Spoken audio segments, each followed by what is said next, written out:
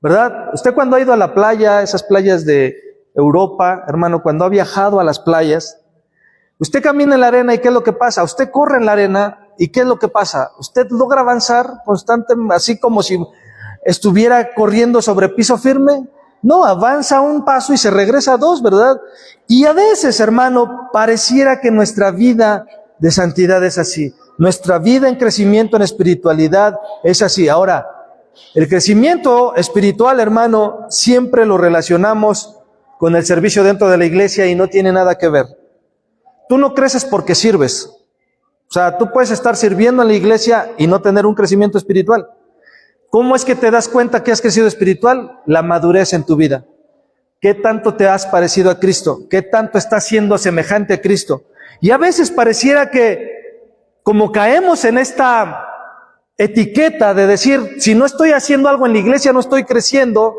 No tiene nada que ver, hermano. No tiene nada que ver, y te lo comento para que, si tienes esa idea, hermano, pues disipes esa idea de tu mente, porque no es así. El crecimiento espiritual puede estar en tu vida y pudiéramos decir hasta cierto punto y no estar sirviendo, pero cuando tú creces espiritualmente, hermano, tu deseo siempre va a ser servir.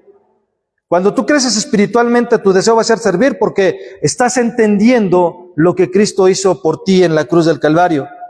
Entonces, en medio de esa inquietud, hermano, Jesús nos dio una respuesta clara en Juan 15:5. Vamos ahí, por favor, para ver por qué, a pesar de que hemos orado con lágrimas al Señor, que quizás hemos leído libros, que quizás hemos buscado en la palabra, que quizás, hermanos, hemos querido encontrar el secreto para una vida victoriosa y pareciera que el pecado es una sombra que no se disipa, pues la palabra de Dios da la respuesta y Jesús nos las da en Juan 15:5, que dice, separados de mí, nada podéis hacer.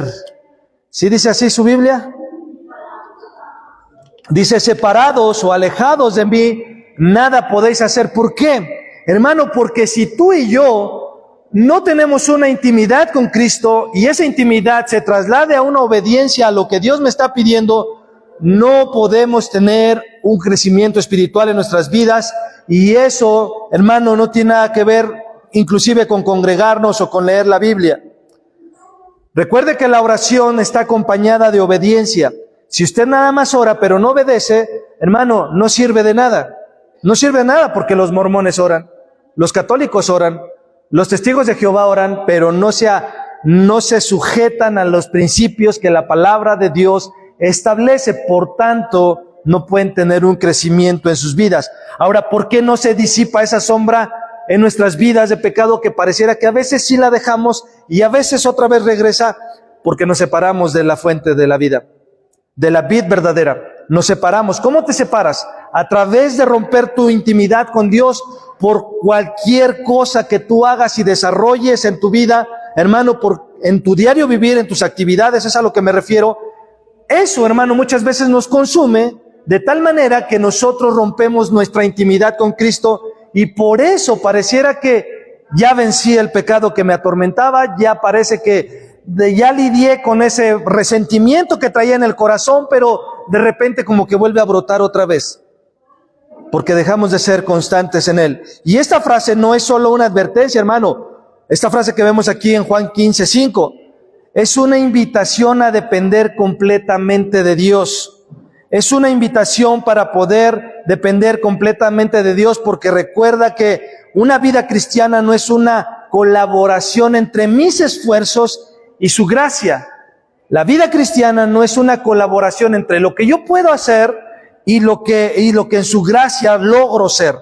Es una rendición total, hermanos, a su suficiencia, es una rendición en obediencia a Él, es una búsqueda constante de su santidad y es un negarme a mí mismo todos los días. Si todos los días tú no te niegas a ti mismo, hermano, te vuelvo a repetir el ejemplo de la arena.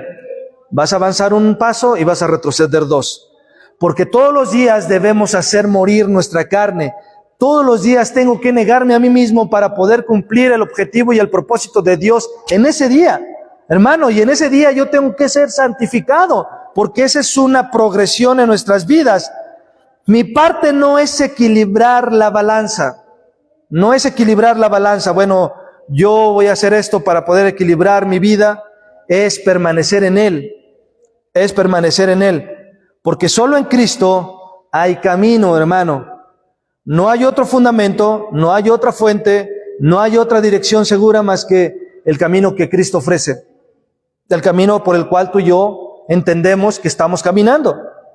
Pero si nos apartamos, si nos orillamos, no vas a perder tu salvación, pero vas a perder tu comunión con Dios. Y al perder tu comunión con Dios, eres más propenso a pecar.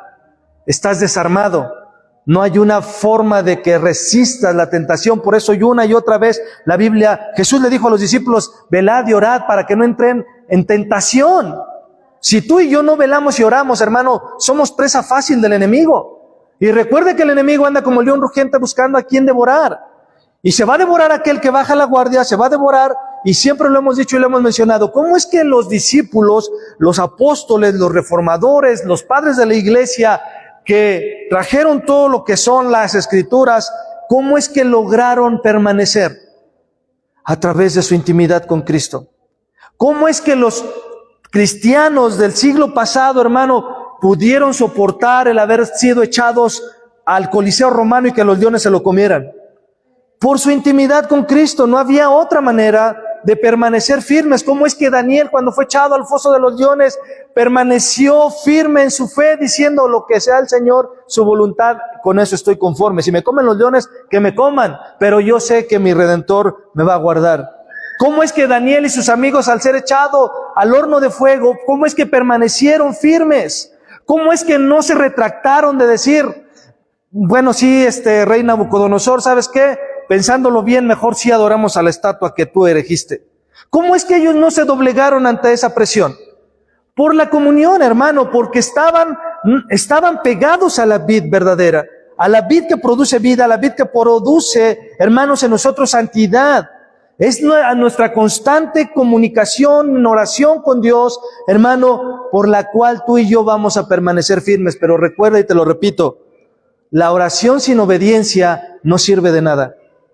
Si tú oras y no obedeces, ¿cómo qué? Bueno, supongamos que tú batallas con el enojo, y entonces tú vas en tu recámara secreta y oras a Dios y le dices: Señor, ¿sabes qué? Yo ya no quiero ser enojón, ya no quiero ser, me quiero enojar con facilidad, y yo quiero que tú me ayudes para que, Señor, yo pueda ser más como tú y no me enoje con esa facilidad, porque solamente la riego cada vez que me enojo. Pero cuando se te presenta una situación que te hace enojar, en lugar de someterte a la palabra que dice que Dios no te ha dado un espíritu de cobardía, sino de poder, de amor y dominio propio, y tú no obedeces, que tú tienes un autocontrol que la palabra de Dios te está diciendo, y te enojas, entonces ¿de qué sirvió si no obedeciste? Y hermano, va a suceder muchas veces. A veces lo vas a lograr, a veces no lo vas a lograr, pero eso no tiene que ser una cuestión de desánimo en tu vida, sino un motor que te impulse a poder someterte a la palabra de Dios. ¿Cómo es que la palabra de Dios dice: mujeres, someteos a vuestros maridos? Y cuando tengo que someterme a mi esposo no lo hago, y entonces salgo ahora de rebelde y impongo, y si tú quieres, y si no quieres, pues quédate tú, yo me voy, si tú quieres, hazlo, si no quieres, pues yo lo voy a hacer, aunque a ti no te guste. Entonces ya no estoy siendo obediente a la palabra de Dios. Maridos, ¿cómo es que la Biblia dice: amaos a vuestras mujeres como Cristo amó a la iglesia y se entregó por ella en sacrificio? ¿Cómo es que cuando necesitas hacer algo sacrificial para tu esposa, para demostrarle tu amor, ¿por qué no lo haces? ¿Por qué no lo haces? ¿Por qué no un día de estos puedes pasar por un ramo de rosas que hace 200 años que no le regalas una? ¿Por qué no lo haces si la Biblia lo menciona? ¿Porque entiendes cómo es que yo puedo orar por algo y no ser obediente? ¿Cómo es que tan pequeñas cosas, hermano, se me olvidan y empiezo a vivir una vida como el mundo? Empiezo a vivir una vida que simplemente estoy viviendo por vivir. ¿Pero por qué? ¿Cómo comienza eso? ¿Cómo comienzo a ir en declive?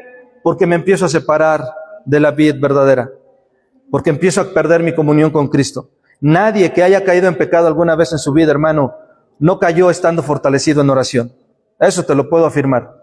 todos los que hemos caído de alguna forma en pecado, hermano, porque todos somos pecadores, hermano, es porque hemos bajado la guardia, es porque hemos dejado de orar, es porque hemos dejado de ser obedientes. Entonces, mi parte no es equilibrar la balanza, es permanecer en Él.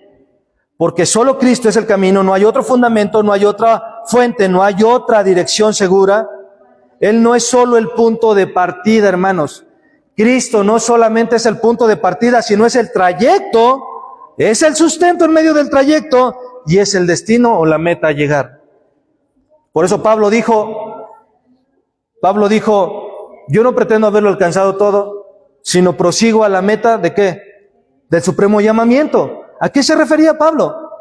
A que todavía no era como Cristo, a que todavía no era como Cristo quería que fuera, pero estaba caminando, estaba prosiguiendo a ese llamamiento para ser más como Él.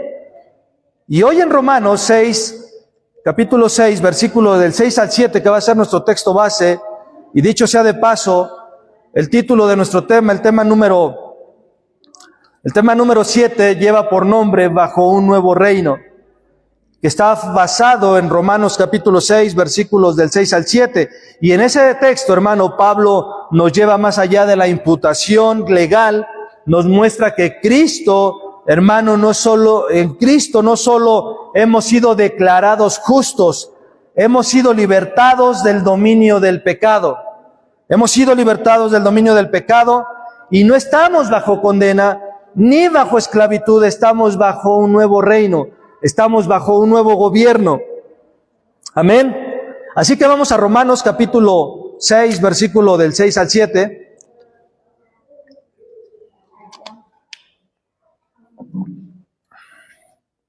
Romanos capítulo 6, versículo del 6 al 7. ¿Ya lo tiene? Dice, sabiendo esto, que nuestro viejo hombre fue crucificado con él, para que nuestro cuerpo de pecado fuera modificado, para que nuestro cuerpo de pecado fuera matizado, para que nuestro cuerpo de pecado tuviera una apariencia de piedad, para que nuestro cuerpo de pecado fuera, ¿qué dice? Destruido. Entonces no nomás tenía un matiz, sino estaba destruido. A fin de que dice que ya no seamos esclavos del pecado, porque el que ha muerto ha sido libertado del pecado. Vamos a orar. Padre, hoy te damos gracias una vez más por tu palabra. Agradecemos, Señor, que tú nos hayas traído aquí con bien. Gracias por los que estamos aquí, gracias por los que ven la transmisión, gracias por sus vidas.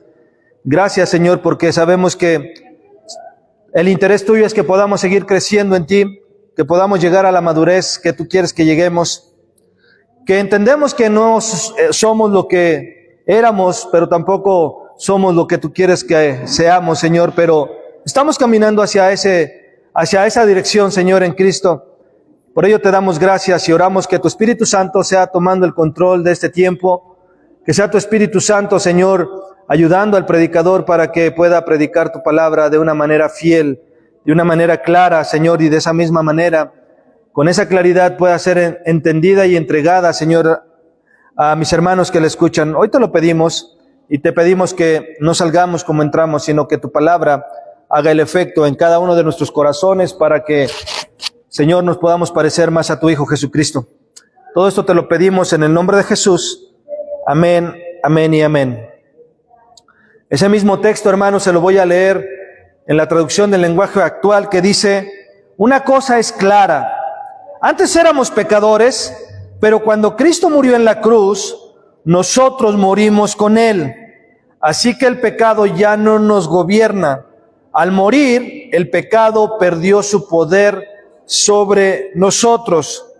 Denme un segundito, hermanos.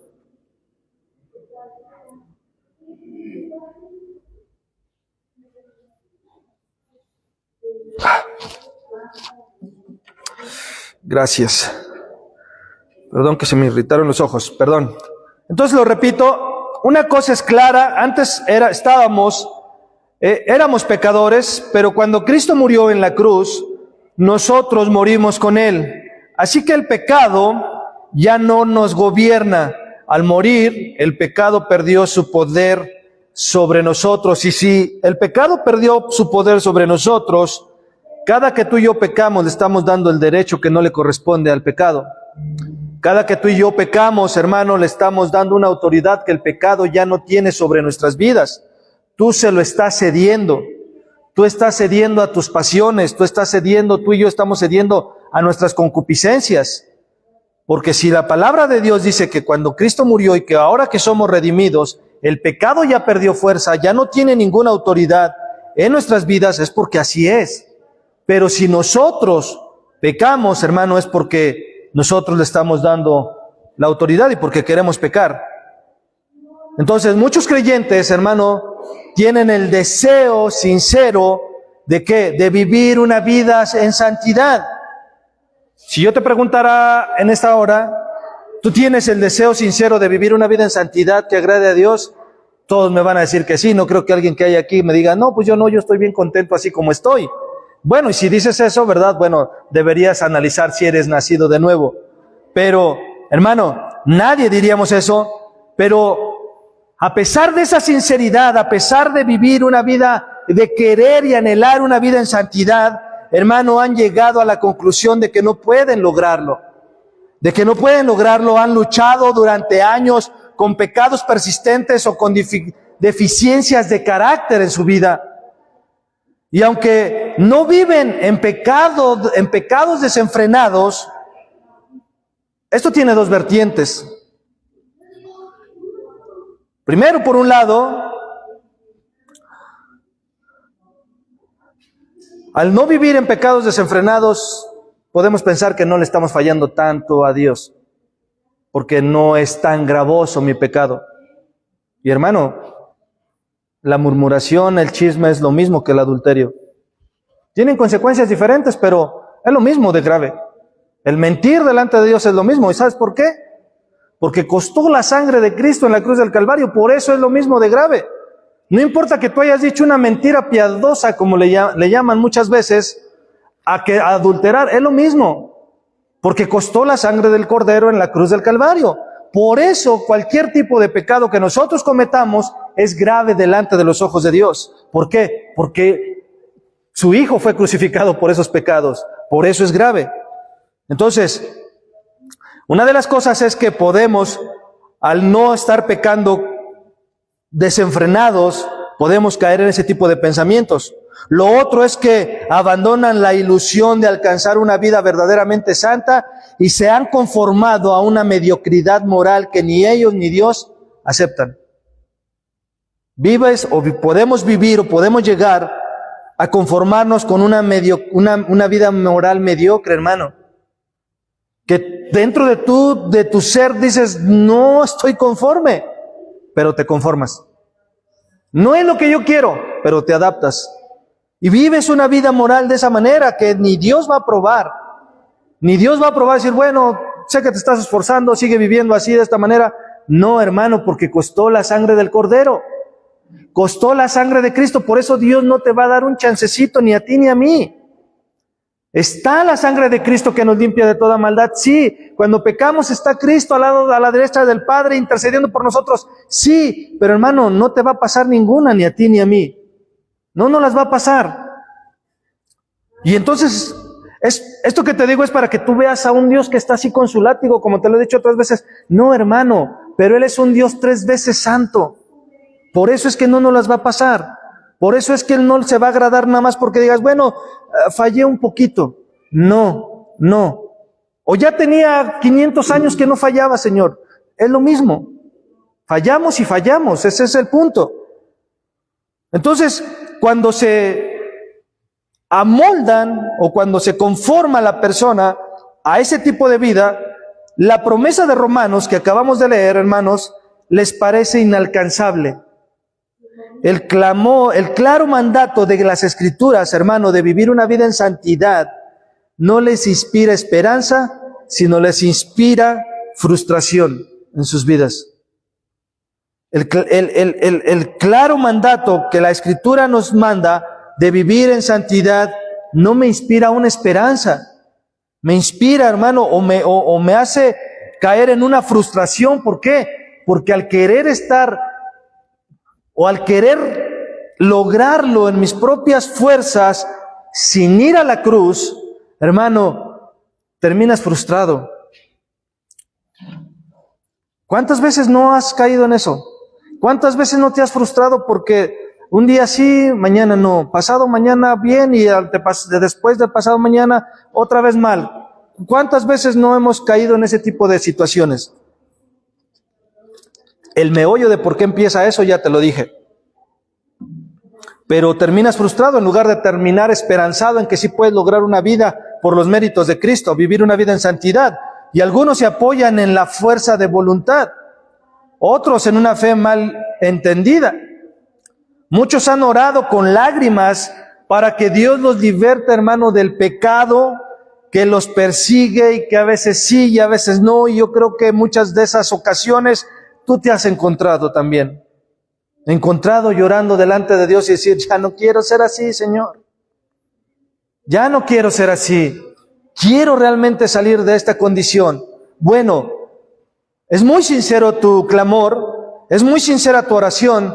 El problema es que nada más se queda ahí. El problema nada más es que se queda en un clamor. Nada más se queda en una sinceridad delante de Dios, en decirle, Señor, ya no quiero ser igual. Ayúdame a menguar para que tú crezcas. El problema es que cuando te dice, bueno, ponte a orar, ponte a ayunar, ya no lo haces. Ahora, porque esas son cosas que mágicamente no, hermano, estás sometiendo tu carne. Estás sometiendo lo que tu carne quiere. Porque, hermano, dime, cuando tú oras, o cuando llegamos a orar, tu carne está así de, oh, gloria a Dios, vamos a orar. Mi yo quiere orar, ¿no? No, hermano. La carne dice que se opone a lo del espíritu y viceversa. El espíritu se opone a lo de la carne. Por ende, hermano, es una lucha constante. Por ende, puedes ser muy sincero delante de Dios y decirle que ya no quieres ser así. Pero si tú no accionas, si tú no eres intencional, no va a suceder nada. No va a suceder nada en nuestras vidas, hermano. Nada. De verdad, no va a suceder nada. Entonces, tú puedes clamar y no ver resultados. Y a pesar de que se han escrito docenas de libros, hermano, buscando el secreto de la vida victoriosa en el pecado, pero el pecado sigue ahí, como te decía, como esa sombra que no se disipa. Y en medio de esa lucha surge esta pregunta y te la vuelvo a repetir. ¿Hasta qué punto dependo de Dios y hasta qué punto es mi responsabilidad? Y aquí, hermano, en lo que les voy a decir, vamos a aplicar una regla de hermenéutica. Y una de las reglas de hermenéutica, hermano, es que el pasaje solo tiene un significado. El pasaje solo tiene un significado, no tiene más significados. Un texto bíblico no tiene más de un significado. Tiene varias aplicaciones que el texto mismo te da, no que tú le pones al texto, sino el texto mismo te lo da. Pero los pasajes, hermanos, solamente tienen un significado. Y aquí vamos a hacer un ejemplo con esto que te voy a decir, no porque estemos en una clase de hermenéutica. Vamos a Juan 14, 6.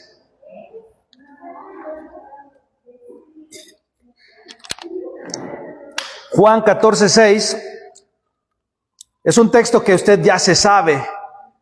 Es un texto que ya se lo sabe de memoria, y si yo se lo pregunto ahorita sin que abra su Biblia, yo sé que me lo va a decir. ¿Qué dice Juan 14, 6? Se oyeron los grillitos, hermano. Dice, yo soy, ¿qué dice? El camino, la verdad y la vida. Y nadie viene al Padre si no es por mí. Entonces, la respuesta, hermano, no es una técnica. Lo que Jesús está hablando aquí no es una técnica, ni es una fórmula espiritual. Está en una persona, hermano. La solución a lo que venimos hablando está en una persona. Y esa persona es la persona de Jesucristo. El texto dice que Jesús es el camino, la verdad y la vida. El significado es que solo a través de Cristo es que tú y yo podemos llegar al Padre, ¿cierto o no? ¿Cuál sería una aplicación? Ahorita la vamos a ver. Porque Jesús no dijo, yo conozco el camino. Jesús dijo, yo soy el camino. No dijo, tengo la verdad. Él dijo, yo soy la verdad. No dijo, puedo darte vida. Él dijo, yo soy la vida. Y aquí viene una aplicación a este texto. Cristo no solo nos lleva al Padre. Cristo no solo nos lleva al Padre, nos lleva a vivir una vida que agrada al Padre, porque fuera de Él no hay santidad posible.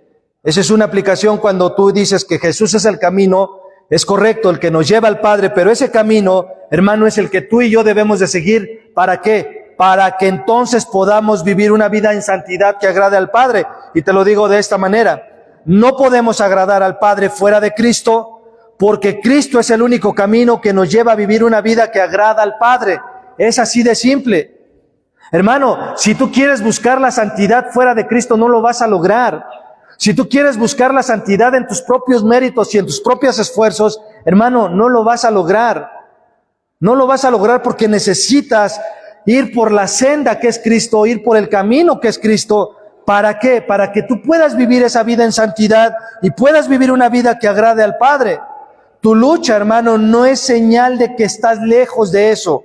Es señal de que estás en el camino. En ese camino que es Jesús, no caminas solo, por ende, la lucha no es solo tuya y tampoco lloras solo cuando estás ahí. Cada paso, hermano, que tú das en fe, cada clamor que haces en debilidad, cada vez, hermano, que caes y te levantas, Cristo está ahí, pero Cristo no está como un espectador diciendo, bueno, ya se cayó otra vez. Cristo no está ahí como diciendo, bueno, ya pecó otra vez. Pues, ¿qué no entiende? Pues, ¿qué no está escuchando mi palabra? Cristo no está ahí para hacer eso. Cristo tampoco está ahí para decir, bueno, en el libro de la vida voy a escribir que el hermano Petronilo se cayó 3 veces, se levantó 2 y después volvió a caer 5 y después otras 7. Cristo no está ahí para hacer eso. ¿Para qué está Cristo? Está, hermanos, para interceder por ti y por mí cuando caemos.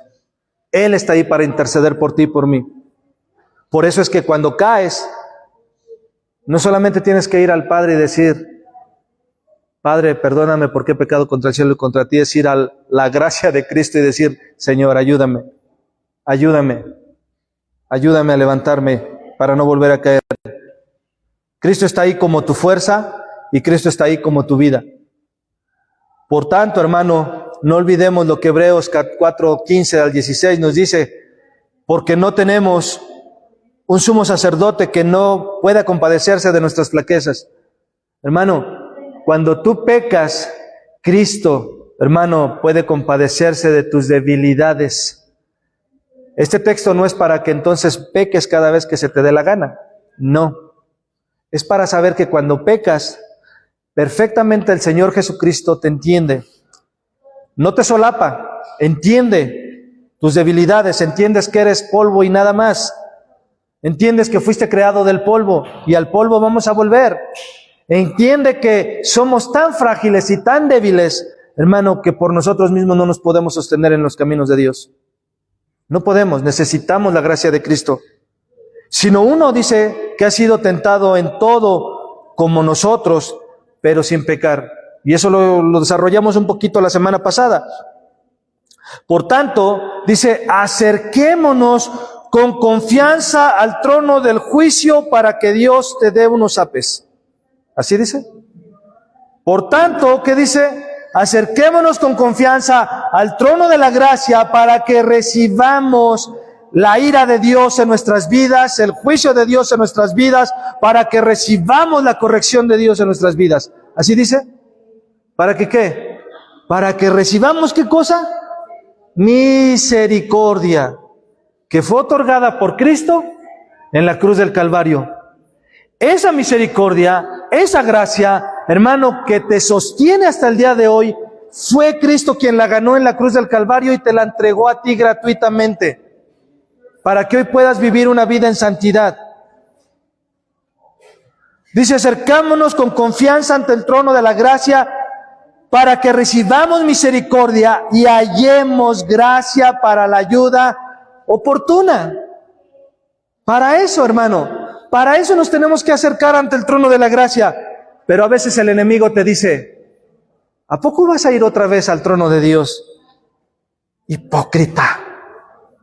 ¿Cómo te atreves a ir otra vez al camino, al trono de Dios, si habiendo lo que haces a cada rato? El enemigo viene así, hermano, ¿eh? El enemigo siempre te va a taladrar el cerebro con eso. Porque el enemigo, hermano, no le espanta que tú ores. Al enemigo no le espanta que tú ores. Al enemigo le espanta que tú seas santo. Que tú seas santo.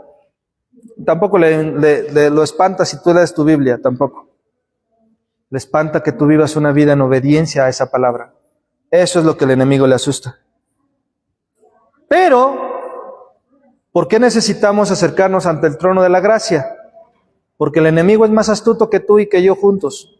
Por eso. Y él sabe cómo engañarnos. Él sabe, hermano, si engañó a Eva y a Adán, bueno, mayormente a Eva, hermano, su mecanismo de ataque es el mismo hasta el día de hoy.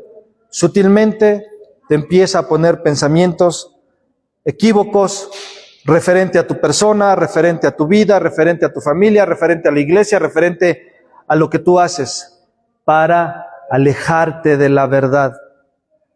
Alejarte de la verdad o estar en un lugar donde no se predica la verdad. También eso hace el enemigo. Porque Romanos 8:1 dice, no hay condenación para los que están en Cristo. No la hay. Los que no andan conforme a la carne, sino conforme al Espíritu. ¿Y qué es andar conforme al Espíritu? ¿Qué es andar conforme a la carne?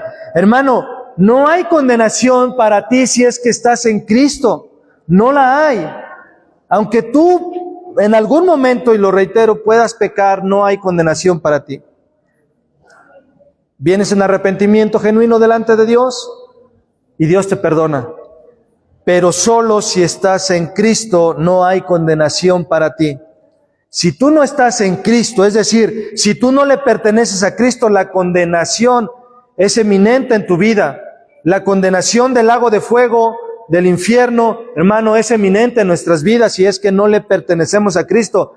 Pero dice, no hay condenación para los que están en Cristo, los que no andan conforme a la carne, sino conforme al Espíritu. Y es que la carne, hermano, busca gratificación inmediata.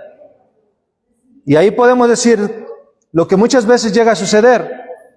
Yo ya no voy a servir a la iglesia porque no reconocen lo que yo hago.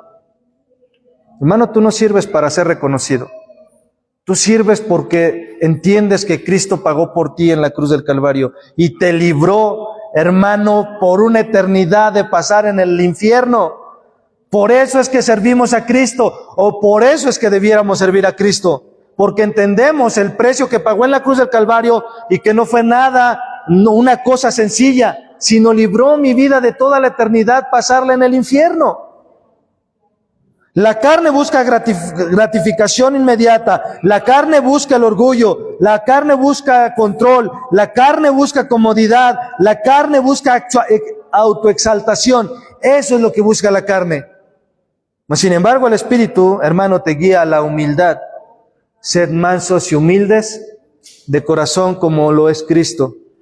¿Cómo vamos a llegar a ser humildes y mansos? Hermano, solamente por medio del Espíritu Santo. Por eso es que cuando tú y yo pecamos, el Espíritu Santo no se va de tu vida si eres cristiano. Porque esa es otra de las cosas que han sido mal enseñadas. Que cuando tú pecas, el Espíritu Santo se va de tu vida. Eso era en el Antiguo Testamento. Hoy no. Hoy recordemos que por el sacrificio de Jesús estamos en un nuevo pacto. ¿Qué es lo que sucede cuando pecamos delante de Dios? El Espíritu Santo, ¿qué? Se entristece, se contrista. La tercera persona más importante de la Trinidad, la entristecemos. Hermano, y eso debería de dolernos en nuestro corazón. Eso debería de dolernos en nuestro corazón. Hermano, el Espíritu Santo te guía a la obediencia a Cristo. El Espíritu Santo te guía al sacrificio, hermano, a dar más allá de tus fuerzas por la causa de Cristo.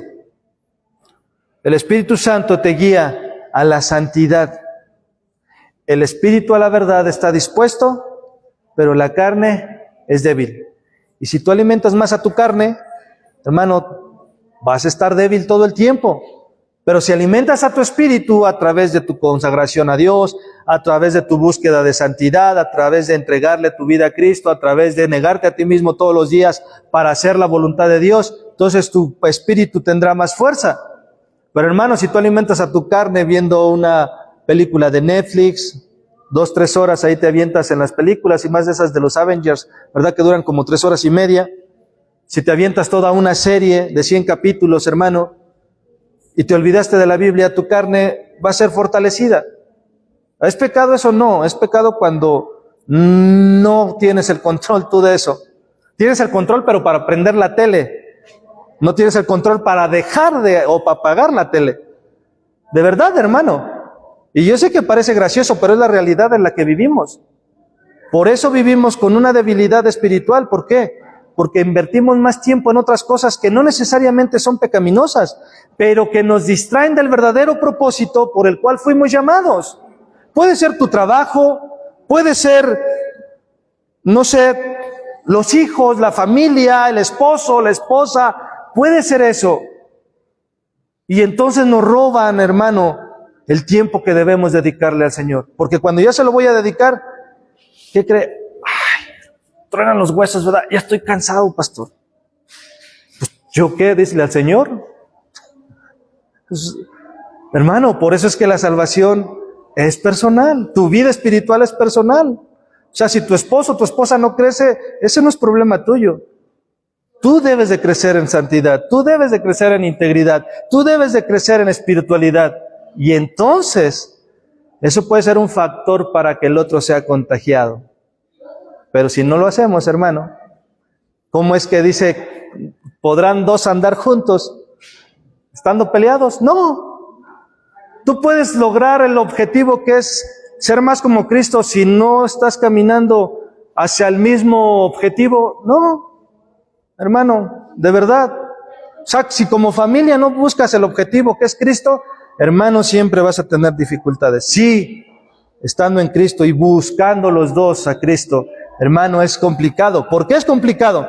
Porque tengo que pelear conmigo mismo, tengo que luchar contra mis pecados, tengo que luchar contra mis pasiones, tengo que luchar contra mi ira, contra mi enojo, contra mis celos, contra mi amargura, y échale la lista que tú quieras. Por eso es difícil, no porque estés en Cristo, sino porque tienes que lidiar con tu propio pecado. Por eso es que ahora ya no estás bajo el dominio del pecado, estás bajo el dominio de un nuevo reino. Como dice Romanos 6:7.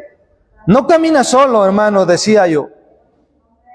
Entonces, la pregunta sería, ¿estoy tomando decisiones basadas en lo que me parece correcto?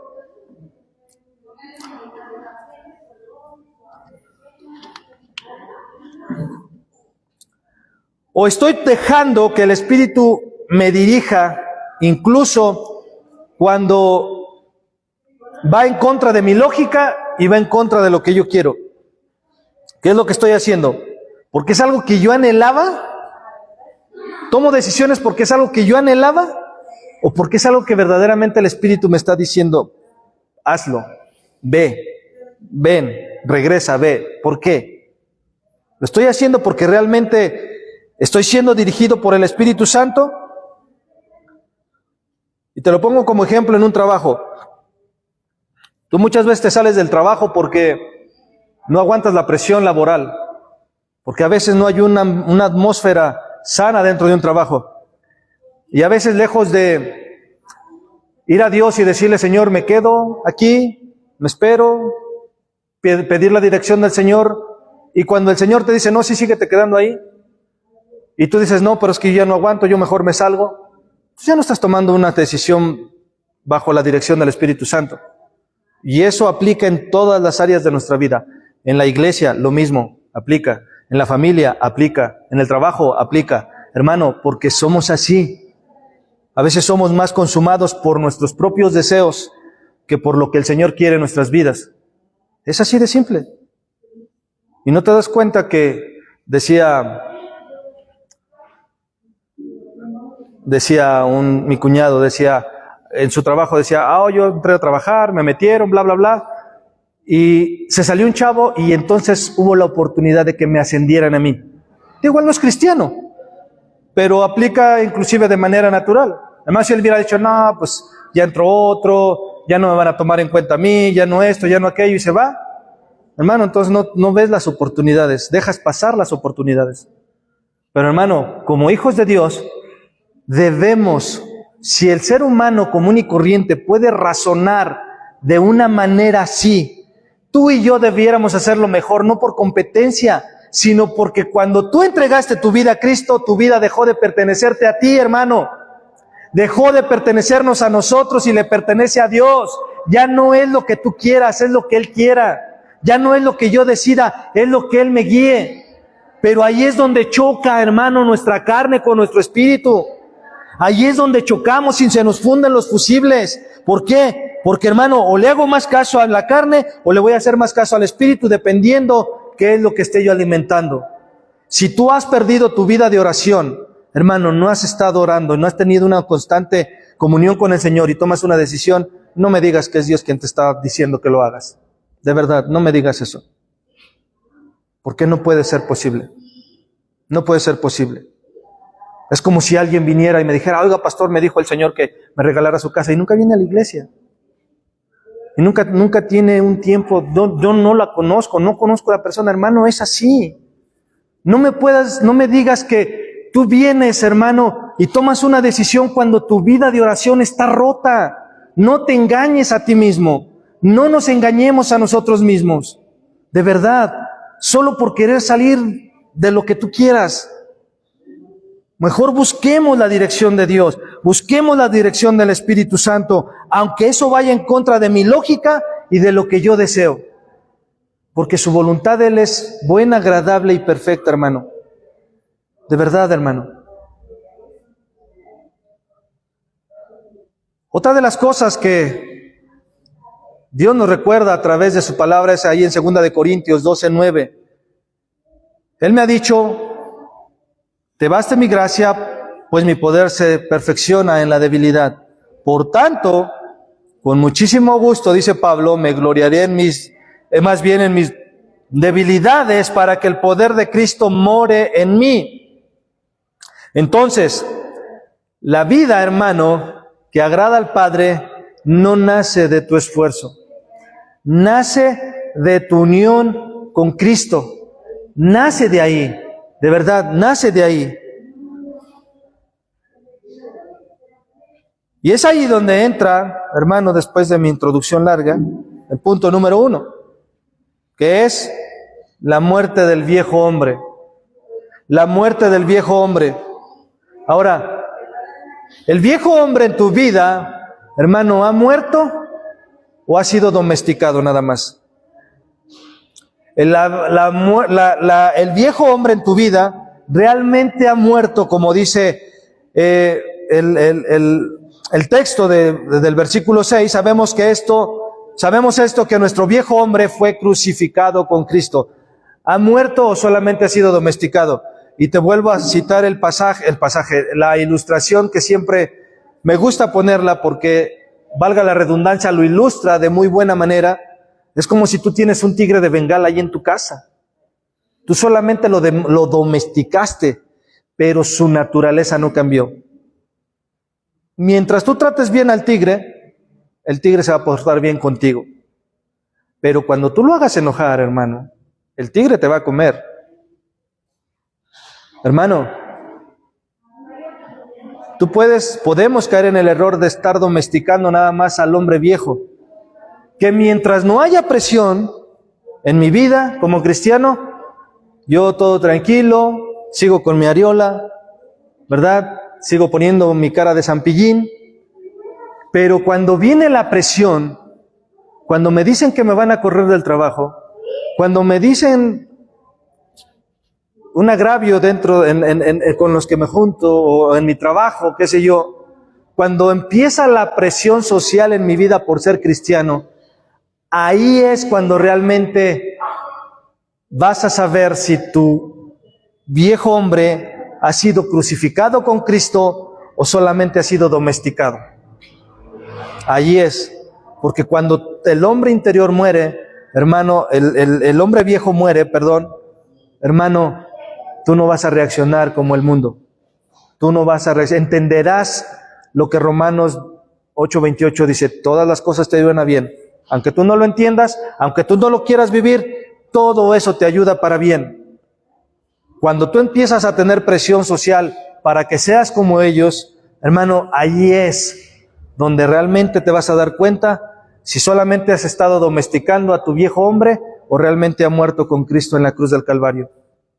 Allí es donde tú y yo nos damos cuenta. El viejo hombre representa nuestra identidad del Adán, en Adán, lo que éramos antes, pecadores, ¿sí? Esclavos del pecado, dominados por nuestros deseos corruptos. Sin embargo, la crucifixión con Cristo marca el fin de esa antigua identidad. Ahora tú tienes una nueva identidad, es identidad con Cristo. Ya no te identificas con el mundo, porque el que quiere amar al mundo se vuelve enemigo de Dios. Tú quieres amar al mundo, te vuelves enemigo de Dios. Y hermano, aunque vengamos a la iglesia, si vengo a la iglesia y me comporto como el mundo, vivo como el mundo, pienso como el mundo, me relaciono con el mundo, hermano, tú vives en el mundo. Tú vives en el mundo y el amor del Padre no está en ti. Te vuelves enemigo del Padre. Cuando tú luchas en contra del mundo, es decir, que no caes en las mismas acciones que el mundo hace, que tú no haces lo que el mundo, que tú no buscas lo que el mundo busca, entonces estás demostrando que tú eres de Cristo. Pero si tú te vuelves corrupto como el mundo, hermano, estás persiguiendo lo del mundo. Muchos intentan modificar su carácter sin reconocer que Dios no mejora al viejo hombre. Cristo no murió para hacer una mejoría de ti. Eso que se te quede bien grabado. Cristo no murió para hacerte tu mejor versión, sí, ni tener tu mejor vida ahora tampoco. Él no murió por eso. Cuando Cristo murió en la cruz fue para que el hombre fuera muerto en su totalidad. Es como intentar limpiar un cadáver, hermano, para que luzca presentable.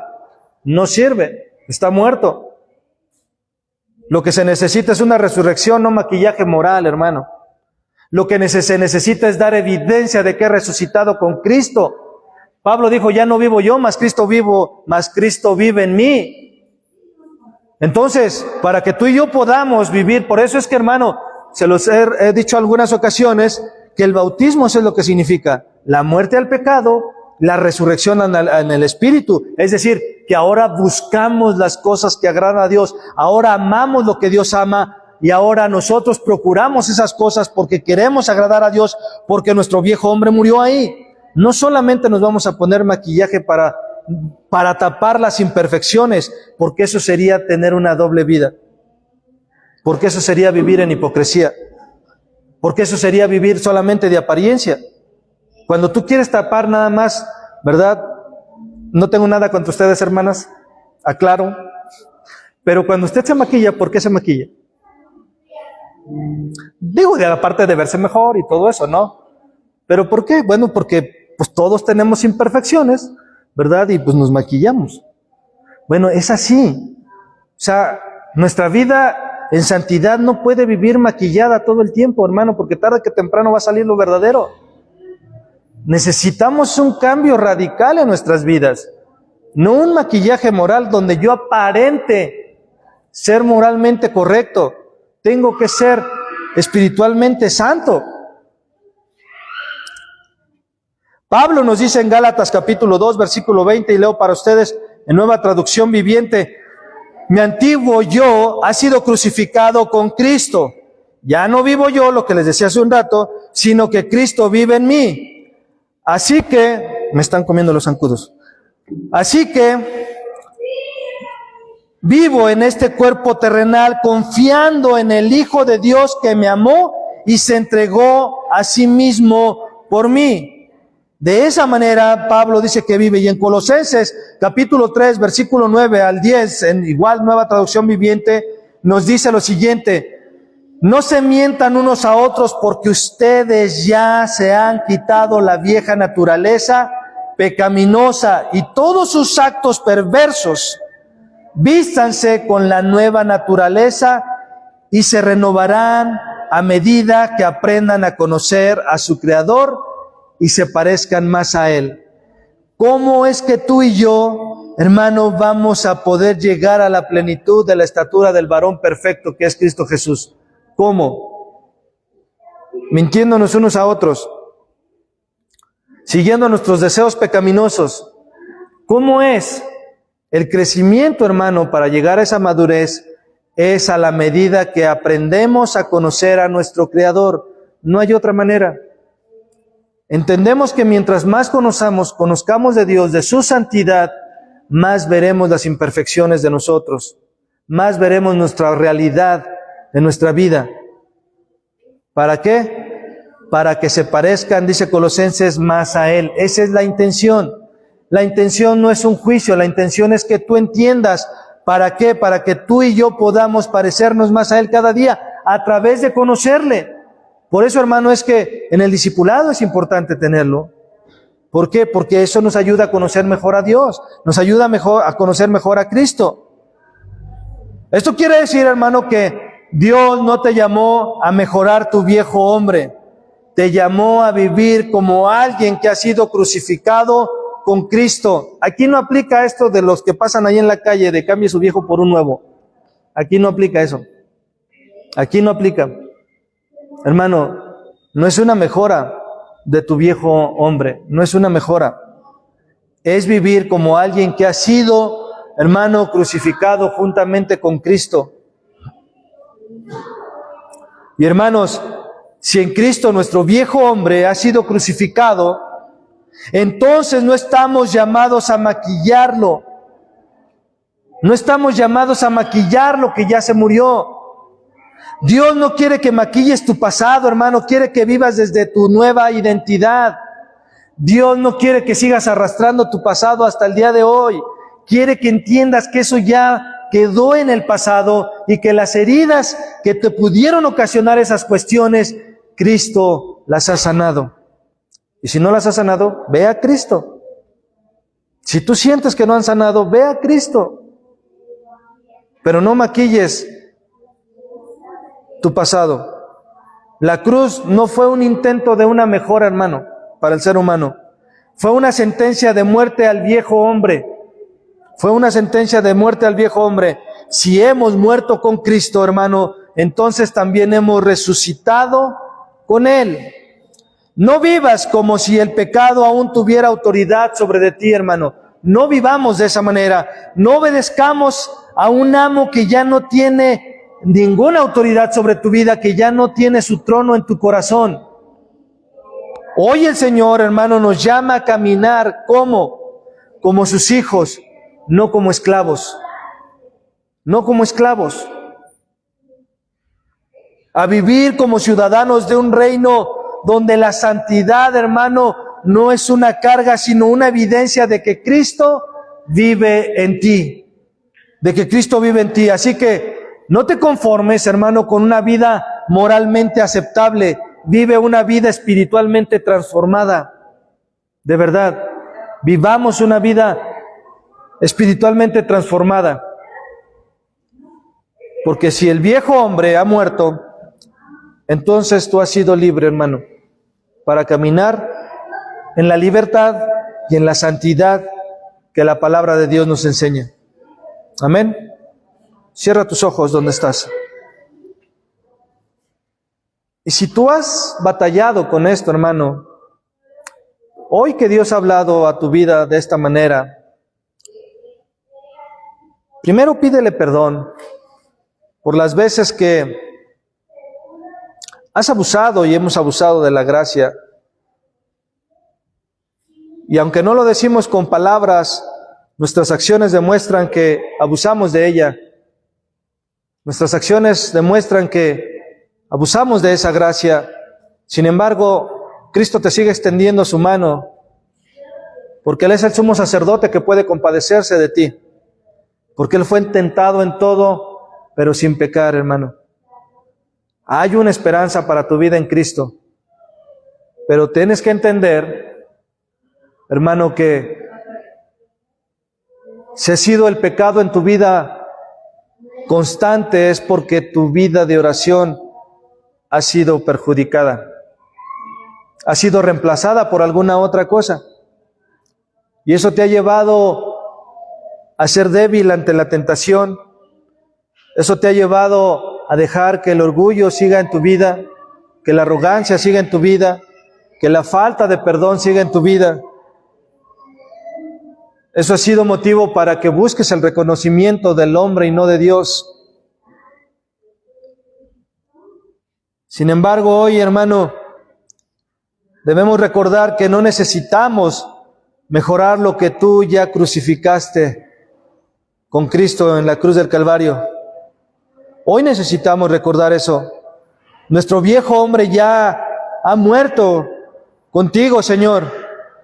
Y en ti, Señor, hemos recibido nueva vida. Es por ello que te pedimos, Señor, que nos ayudes a vivir como quienes han sido libertados, liberados, no como quienes aún negocian o están haciendo una negociación entre el viejo hombre, entre el pecado, Señor, y que sigue negociando esa parte. Que tu cruz no sea solamente nuestra esperanza, sino nuestra identidad, Señor. Hoy oramos, Señor, que cada pensamiento, cada decisión, cada paso refleje que ya no somos esclavos del pecado, sino que ahora estamos, Señor, bajo un nuevo reino. Haznos conscientes, Padre, de tu presencia en cada lucha y de tu poder, Señor, en cada debilidad.